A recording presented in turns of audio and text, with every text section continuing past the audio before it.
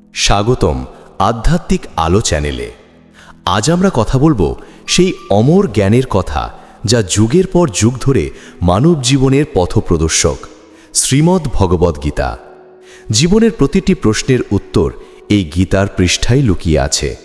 এখানে আছে কর্মের রহস্য, ভক্তির অর্থ, জ্ঞানের শক্তি, আত্মার অমরতা আর জীবনের প্রকৃত লক্ষ্য।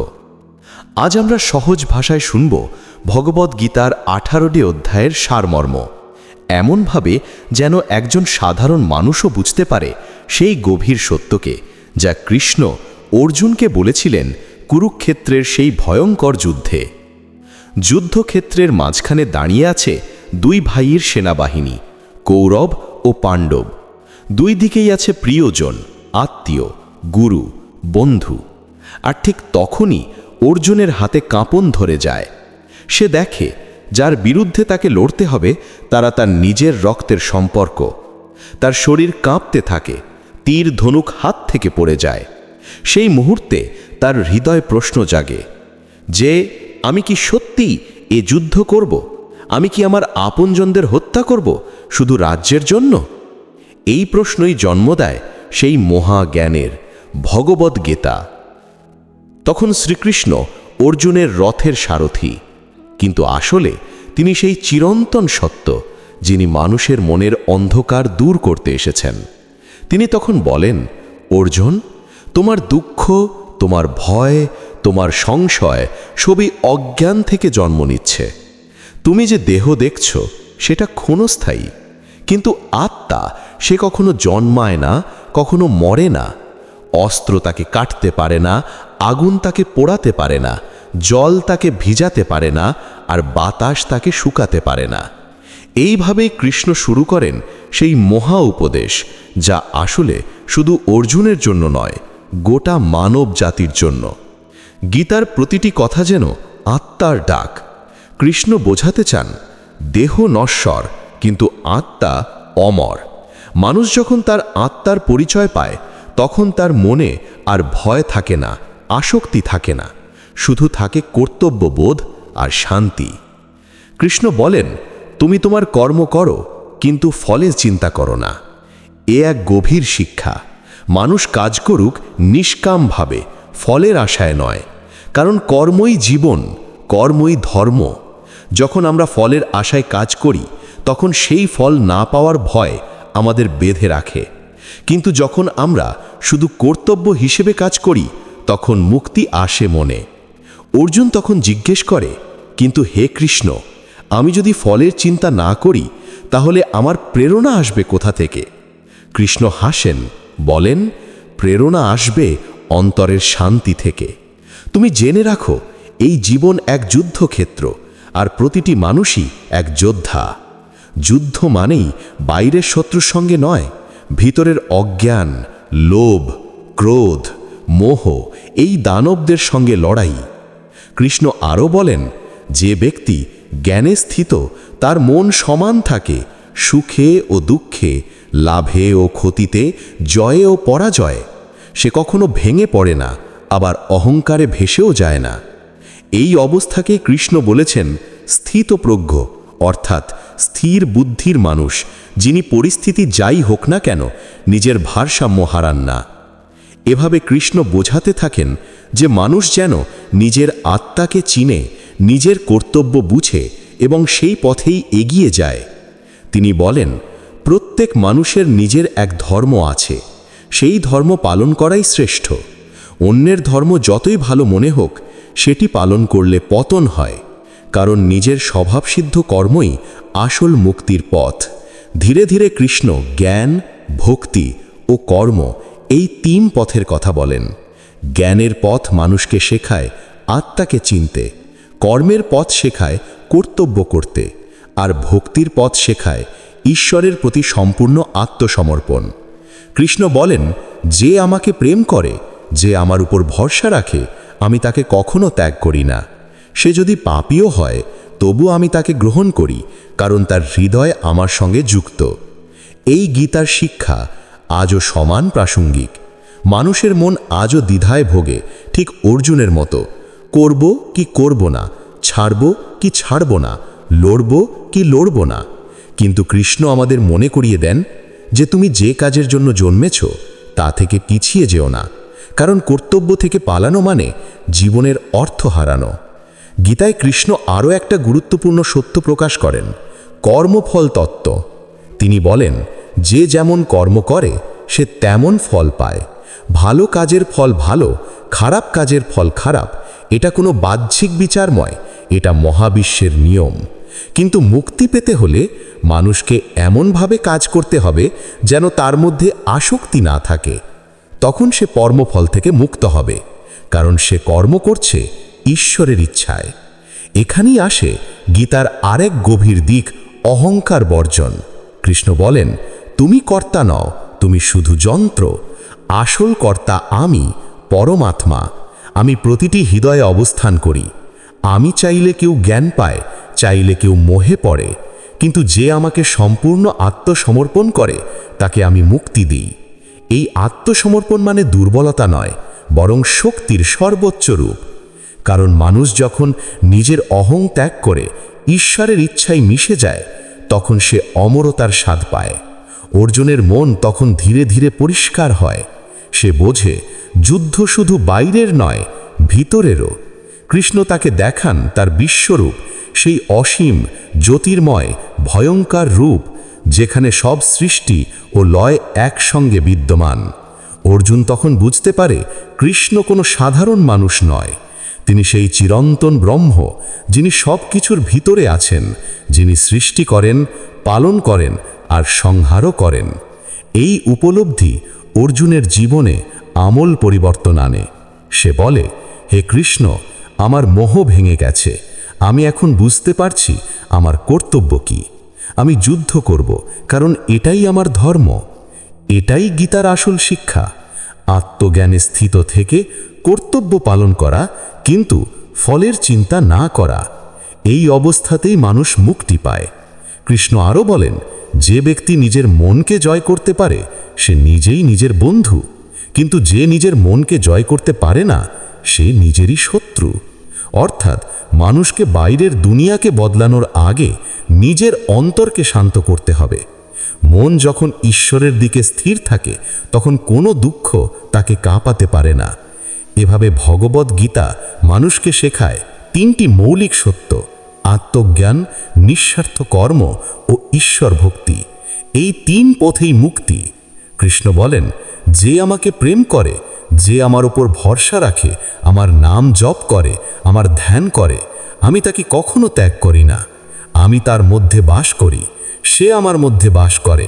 যুদ্ধক্ষেত্রের সেই মুহূর্তে যখন কৃষ্ণ তার বিশ্বরূপ প্রদর্শন করলেন, তখন অর্জুনের অহংকার, ভয়, সংশয় সব যেন ভেসে গেল সেই জ্যোতির্ময় মহাসাগরে। সে তখন অনুভব করল, কৃষ্ণ শুধু তার বন্ধু বা সারথি নন, তিনিই সেই পরম সত্তা, যিনি সমগ্র সৃষ্টি ও বিনাশের মূল উৎস। এই উপলব্ধির পর অর্জুনের মধ্যে জেগে উঠল এক অনন্য শান্তি। সে বুঝল তার কর্তব্য এই যুদ্ধে অংশ নেওয়া, কারণ এই যুদ্ধ শুধু রাজ্যের জন্য নয়, ধর্মের রক্ষার জন্য। কৃষ্ণ তখন বোঝাতে শুরু করলেন যোগের গভীর রহস্য। যোগ মানে শুধু ধ্যান নয়, বরং এক ঐক্য, আত্মা ও পরমাত্মার মিলন। মানুষ যখন নিজের চেতনা ঈশ্বরের সঙ্গে যুক্ত করতে পারে তখনই সে যোগী। কৃষ্ণ বলেন, যে ব্যক্তি নিজের মনকে ঈশ্বর চিন্তায় স্থির রাখতে পারে, যিনি বাইরে কিছু চান না, ভিতরে কিছু হারান না, সেই মানুষই সত্যযোগী। এই যোগই মানুষকে মুক্তি দেয়, কারণ যখন মন শান্ত হয় তখনই মানুষ নিজের ভিতরের আলো দেখতে পায়। সেই আলোই পরমাত্মার প্রতিফলন। কৃষ্ণ বলেন, যেমন প্রদীপের শিখা বাতাসে নড়ে না, তেমনি যে যোগীর মন ঈশ্বরে স্থির থাকে তার মনও কখনো নড়ে না। এখানে কৃষ্ণ শেখাচ্ছেন ধ্যান যোগ, যেখানে মন ধীরে ধীরে সমস্ত ইন্দ্রিয়ের টান থেকে মুক্ত হয়ে একাগ্র হয়। অর্জুন প্রশ্ন করে, হে কৃষ্ণ, এই মন তো অস্থির, একে শান্ত করা খুব কঠিন। কৃষ্ণ বলেন, হ্যাঁ, মন সত্যিই অস্থির, কিন্তু অনুশীলন আর বৈরাগ্যের মাধ্যমে মনকে বশ করা যায়। বারবার চেষ্টা করলে মন শান্ত হবে। এই বাক্যটি যেন মানুষের জীবনের প্রতিটি ক্ষেত্রের জন্য সত্য। জীবনে যত বাধাই আসুক, যদি মানুষ ধৈর্য ধরে অনুশীলন করে তবে সে সাফল্য পায়। গীতার এই অংশে কৃষ্ণ আরও বলেন, যে আমার প্রতি বিশ্বাস রেখে আমার নাম স্মরণ করে সে কখনো নষ্ট হয় না। এমনকি যদি সে জীবনে বহু ভুলও করে থাকে, তবুও তার ভিতরের ভক্তি তাকে রক্ষা করে। এই কথাই কৃষ্ণ ভক্তির মাহাত্ম্য তুলে ধরেন। ভক্তি মানে অন্ধবিশ্বাস নয়, বরং ঈশ্বরের প্রতি আত্মসমর্পণ। ভক্তির মধ্যে আছে বিশ্বাস, ভালোবাসা আর আত্মনিবেদন। তিনি বলেন, যে মানুষ ঈশ্বরকে ভালোবাসে সে কারোর প্রতি ঘৃণা রাখে না, কারোর প্রতি অহংকার দেখায় না। সে শান্ত থাকে, সহনশীল থাকে, সব জীবের প্রতি সমান দৃষ্টি রাখে। এই অবস্থাকেই কৃষ্ণ বলেছেন ভক্তযোগ, যেখানে প্রেমই ঈশ্বরের পথে এগোনোর সেতু। গীতায় কৃষ্ণ জ্ঞান ও অজ্ঞান এই দুই শক্তির পার্থক্যও বোঝান। তিনি বলেন, অজ্ঞান মানুষ ভাবে আমি শরীর, আমি কর্তা, আমি সুখী বা দুঃখী। কিন্তু জ্ঞানী মানুষ জানে আমি আত্মা, আমি দর্শক, আমার আসল সত্তা চিরন্তন। এই জ্ঞানী মানুষকে মুক্ত করে, কারণ যতক্ষণ মানুষ নিজেকে দেহ মনে করে ততক্ষণ সে জন্ম মৃত্যুর চক্রে আবদ্ধ থাকে। কিন্তু যখন সে আত্মাকে চেনে তখন সে অমরতার পথে পা বাড়ায়। কৃষ্ণ বলেন, যেমন জ্ঞান অন্ধকারে প্রদীপ জ্বালে, তেমনি সত্য জ্ঞান অজ্ঞানতার অন্ধকার দূর করে। অর্থাৎ মানুষ যখন জানে তার প্রকৃত পরিচয়, তখনই সে সব ভয়, আসক্তি আর দুঃখ থেকে মুক্ত হয়। গীতার আরেকটি গুরুত্বপূর্ণ দিক হল কর্মযোগ, যেখানে কৃষ্ণ শেখান কাজ করো কিন্তু ফলের আশা করো না। এই শিক্ষা আজও মানব জীবনের ভিত্তি। একজন কৃষক যেমন চাষ করে বৃষ্টি হোক বা না হোক তবুও সে তার কর্তব্য পালন করে, ঠিক তেমনি মানুষকে তার কর্ম করতে হবে, কারণ কাজই জীবনের ধর্ম। যে মানুষ ফলের আশায় কাজ করে সে দুঃখ পায়, কারণ ফল তার হাতে নেই। কিন্তু যে মানুষ নিঃস্বার্থভাবে কাজ করে সে শান্তি পায়। কৃষ্ণ বলেন, যে মানুষ কর্মফল ত্যাগ করে কিন্তু কর্ম ত্যাগ করে না, সেই মানুষই প্রকৃত সন্ন্যাসী। অর্থাৎ সংসার থেকে পালিয়ে যাওয়া নয়, বরং সংসারের মধ্যেই নিঃস্বার্থভাবে থাকা, এটাই সত্যযোগের রূপ। তিনি আরও বলেন, যে মানুষ তার কর্ম ঈশ্বরকে উৎসর্গ করে সে কখনো পাপে জড়ায় না। যেমন পদ্ম পাতায় জল লেগেও তাকে ভিজাতে পারে না, তেমনি নিঃস্বার্থ কর্মীর মনও সংসারের ময়লা স্পর্শ করতে পারে না। এই দৃষ্টিভঙ্গি মানুষকে মুক্ত করে। কর্মের মধ্যেই শান্তি, কর্তব্যের মধ্যেই মুক্তি। গীতার আর এক অধ্যায় কৃষ্ণ প্রকৃতি ও পুরুষের সম্পর্ক ব্যাখ্যা করেন। তিনি বলেন, প্রকৃতি সব কাজ করে, কিন্তু অজ্ঞান মানুষ ভাবে আমি করছি। আসলে আত্মা শুধু দর্শক। এখানেই আসে প্রকৃত আত্মচেতনা। আমি কর্তা নই, আমি সাক্ষী। যখন মানুষ এই সত্য উপলব্ধি করে তখন সে আর দুঃখ পায় না, কারণ সে জানে সব কিছু ঈশ্বরের ইচ্ছায় চলছে। কৃষ্ণ তখন তিনটে গুণের কথা বলেন, সত্য, রজ এবং তম। সত্য মানে জ্ঞান, আলো, শান্তি। রজ মানে কর্ম, ইচ্ছা, অস্থিরতা। আর তম মানে অজ্ঞান, আলস্য ও অন্ধকার। প্রত্যেক মানুষের মধ্যেই এই তিন গুণই থাকে। কিন্তু যে মানুষ সত্য গুণে স্থিত সে জ্ঞানী হয়, যে রজগুণে স্থিত সে আকাঙ্ক্ষার দাস হয়, আর যে তমে নিমজ্জিত সে অজ্ঞানতার মধ্যে ডুবে থাকে। কৃষ্ণ বলেন, এই তিন গুণই মানুষকে বেঁধে রাখে। কিন্তু যে মানুষ এই তিন গুণের ঊর্ধ্বে উঠে যায় সে সত্যই মুক্ত। অর্থাৎ যখন কেউ আর সত্য, রজ, তম কোনোটির সঙ্গেও নিজেকে যুক্ত মনে করে না, তখন সে পরম শান্তি লাভ করে। গীতায় কৃষ্ণ আরও বলেন, যে মানুষ নিজের কর্তব্য ভালোভাবে করে কিন্তু তার ফল ঈশ্বরকে উৎসর্গ করে সে গুণত্রয় অতিক্রম করতে পারে। এই অবস্থায় মানুষ আর ভালো মন্দ, জয় পরাজয়, লাভ ক্ষতি কিছুতেই প্রভাবিত হয় না। এইভাবে কৃষ্ণ ধীরে ধীরে অর্জুনকে নিয়ে যান এক আধ্যাত্মিক উচ্চতায়, যেখানে ধর্ম, জ্ঞান, কর্ম ও ভক্তি একাকার হয়ে যায়। তিনি বলেন, যে মানুষ আমাকে সর্বত্র দেখে আর সব কিছুতে আমার উপস্থিতি অনুভব করে আমি তার মধ্যে থাকি। এই কথাটি মানব জীবনের অন্যতম শ্রেষ্ঠ শিক্ষা। ঈশ্বর কেবল মন্দিরে বা মূর্তিতে নন, তিনি প্রতিটি প্রাণে, প্রতিটি মুহূর্তে, প্রতিটি হৃদয়ে। গীতার আরেক গভীর শিক্ষা হল সমতাবোধ। কৃষ্ণ বলেন, যে ব্রাহ্মণ, গরু, কুকুর বা চাণ্ডাল সবার মধ্যেই আত্মাকে এক বলে দেখে সে সত্যজ্ঞানী। অর্থাৎ মানুষকে বাহ্যিক পার্থক্য নয়, ভিতরের আত্মাকে দেখতে হবে। যখন মানুষ সব জীবের মধ্যে সমতা অনুভব করে তখন তার হৃদয়ে ভালোবাসা ছাড়া আর কিছু থাকে না। এই ভালোবাসাই ভক্তির মূল। কৃষ্ণ বলেন, তুমি শুধু আমাকে একটি ফুল, একটি ফল, সামান্য জল যদি প্রেম ভরে দাও আমি তা গ্রহণ করি। এ কথায় বোঝা যায় ঈশ্বর বাহ্যিক আড়ম্বর চান না, তিনি চান অন্তরে শ্রদ্ধা ও ভালোবাসা। অর্জুন ধীরে ধীরে এই সত্য উপলব্ধি করে, তার মন থেকে দ্বিধা মুছে যায়। সে বুঝে ফেলে যুদ্ধ মানে শুধু অস্ত্রের লড়াই নয়, এটি আত্মার পরীক্ষা। যে নিজের ভয়কে জয় করতে পারে সেই প্রকৃত যোদ্ধা। কৃষ্ণ বলেন, অর্জুন, আমি সময়, আমি সব কিছুর বিনাশকারী, আমি সেই শক্তি যা সব কিছুকে সৃষ্টি করে আবার শেষও করে। এই বাক্যটি আজও মানুষকে স্মরণ করিয়ে দেয় জীবন ক্ষণস্থায়ী কিন্তু আত্মা অনন্ত। তাই মানুষকে তার জীবনের প্রতিটি মুহূর্ত ঈশ্বর চিন্তায় পূর্ণ করতে হবে। যে মানুষ ঈশ্বরের সঙ্গে নিজের চেতনা মিলিয়ে ফেলে তার আর পুনর্জন্ম হয় না, সে পরম শান্তি পায় যা মোক্ষ নামে পরিচিত। কৃষ্ণ বলেন, যে আমাকে জানে আমার সত্য রূপে, সে মৃত্যুর পর আর জন্ম নেয় না, সে আমার মধ্যেই মিশে যায়। এই অবস্থাই মানুষের জীবনের চূড়ান্ত লক্ষ্য। গীতায় কৃষ্ণ বলেন, তুমি তোমার সমস্ত কর্ম আমার উদ্দেশ্যে করো, আমাকেই লক্ষ্য করো, আমার প্রতি ভক্তি রাখো, তাহলেই তুমি আমার কাছে পৌঁছাবে। যুদ্ধক্ষেত্রের মাঝখানে কৃষ্ণের মুখ থেকে যখন আধ্যাত্মিক জ্ঞানের অমৃত ঝরে পড়ছিল, তখন অর্জুন যেন ধীরে ধীরে নিজের ভিতরের অন্ধকার থেকে আলোয় বেরিয়ে আসছিল। তার চোখে তখন আর ভয় নেই, শুধু আছে এক গভীর শান্তি, এক স্থিরতা। কৃষ্ণের প্রতিটি উপদেশ যেন তার জীবনের প্রতিটি দ্বিধাকে গলিয়ে দিচ্ছে। কৃষ্ণ তখন বললেন, অর্জুন, এই জগতে কেউই কর্ম ছাড়া থাকতে পারে না। প্রত্যেক প্রাণী প্রকৃতির গুণে বাধ্য হয়ে কাজ করে, কিন্তু যে মানুষ ফলের আসক্তি ত্যাগ করে কর্ম করে সে মুক্তির পথে চলে। এই কথার মধ্যেই আছে জীবনের প্রকৃত সূত্র। কর্ম করো, কিন্তু ফলের চিন্তা ছেড়ে দাও, কারণ ফল ঈশ্বরের হাতে। তুমি শুধু তোমার কর্তব্য পালন করো। কৃষ্ণ আরও বলেন, যে মানুষ নিজের কর্মকে ঈশ্বরের আরাধনা হিসেবে করে সে পবিত্র হয়ে ওঠে। তার জীবনের প্রতিটি কাজই পূজা হয়ে যায়। রান্না করা, লেখা, শেখা, সাহায্য করা সবই তখন পূজার রূপ নেয়। এই দৃষ্টিভঙ্গি মানুষকে পরিণত করে যোগীতে, কারণ তখন কাজও পূজা, সংসারও সাধনা। গীতার শেষ অধ্যায়গুলিতে কৃষ্ণ মানুষের ধর্ম, কর্তব্য আর মুক্তির পথকে একত্রে বোঝান। তিনি বলেন, প্রত্যেক মানুষের নিজের একটা স্বভাব আছে, সেই স্বভাবের সঙ্গে মিল রেখে কাজ করাই তার ধর্ম।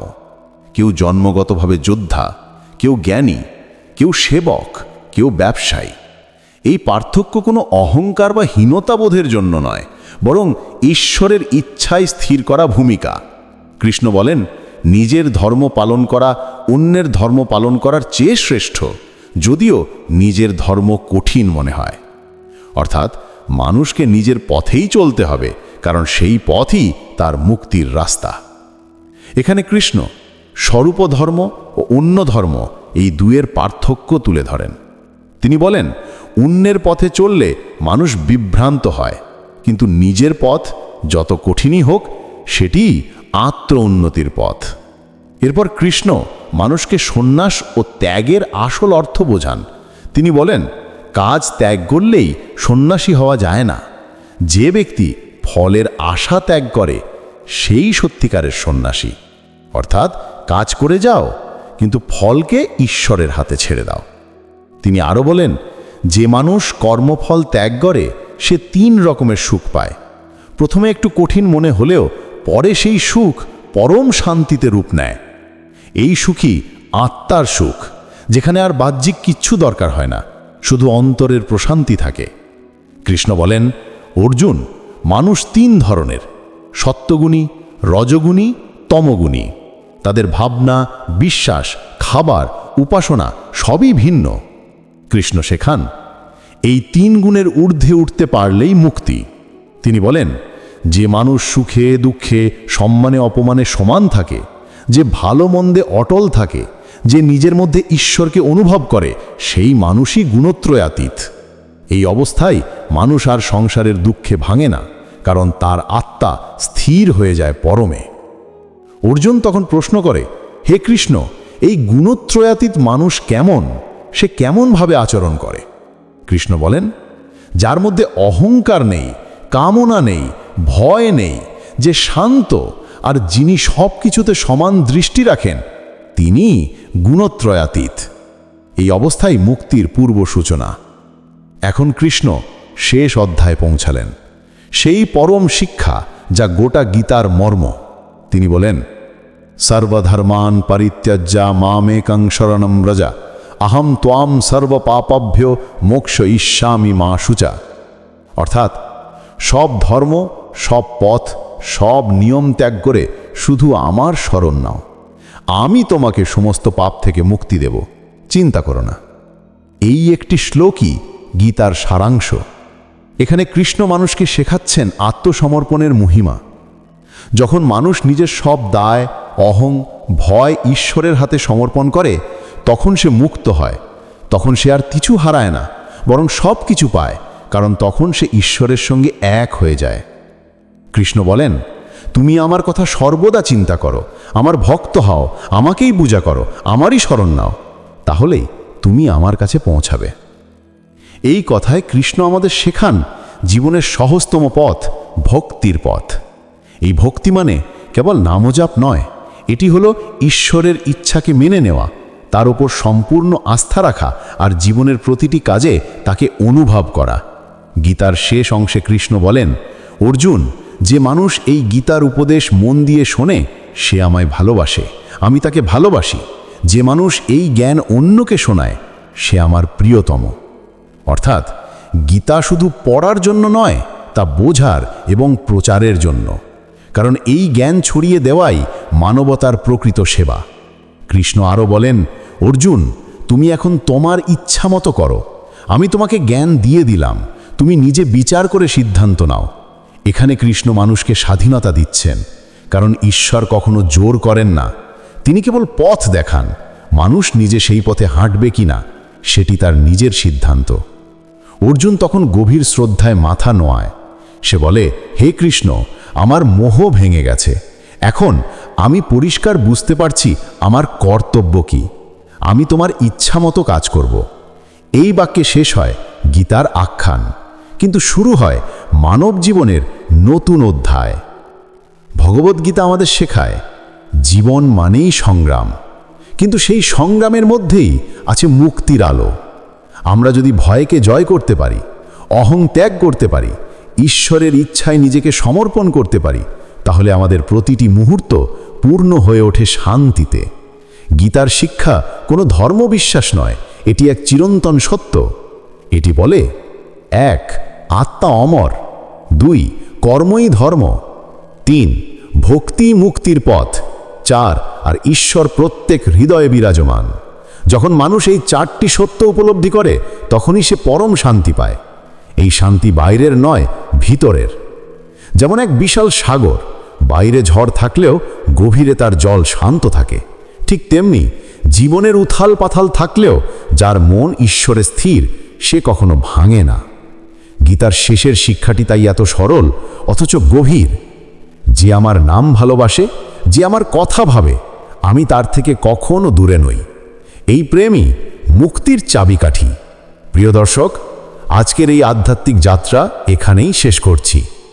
ভগবদ্গীতার এই অমর উপদেশ আমাদের শেখায় কেমন করে জীবনের প্রতিটি সমস্যার মধ্যে থেকেও আমরা শান্ত থাকতে পারি।